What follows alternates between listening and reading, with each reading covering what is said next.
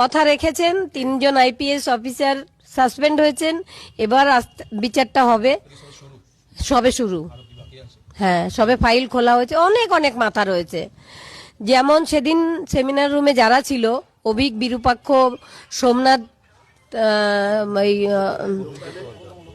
প্রসূন চট্টোপাধ্যায়, তারপর দেবাশিস সোম, এরা সবাই মানে সাসপেক্টেড লিস্টে রয়েছে। হ্যাঁ, সেই রাতে যারা আমার মেয়ের সঙ্গে খাবার খেয়েছিল, না সামনে আসেনি, তাদের মুখ্যমন্ত্রী আড়াল করে রেখেছেন, মানে আমাদের মমতা ব্যানার্জি। অবশ্যই বলবো। ফাইল যখন খোলা হয়েছে, আমাদের কাছে যা তথ্য আছে সব আমরা আমাদের মুখ্যমন্ত্রী শুভেন্দুদাকে দেব।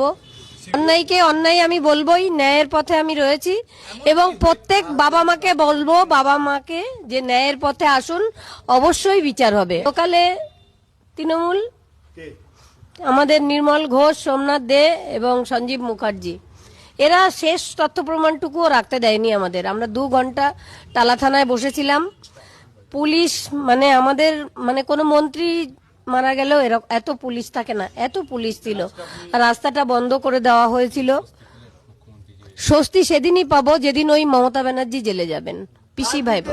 মমতা ব্যানার্জির নির্দেশেই এরা সব করেছিল। যখন বিনীত গোয়েল আমাদের সেমিনার হলে নিয়ে গেলেন আমার মেয়ের ডেড বডি দেখানোর জন্য, তখন উনি একটা ফোন করছিলেন। সেই ফোনটাই এনে আমাদের ধরিয়ে দিয়েছিলেন যে সিএম একটু কথা বলবেন। তার মানে কার নির্দেশ এসেছিল? আর শ্মশানেও দেখেছি, চুল্লিতে ঢুকিয়ে দেওয়া হলো আমার মেয়েকে।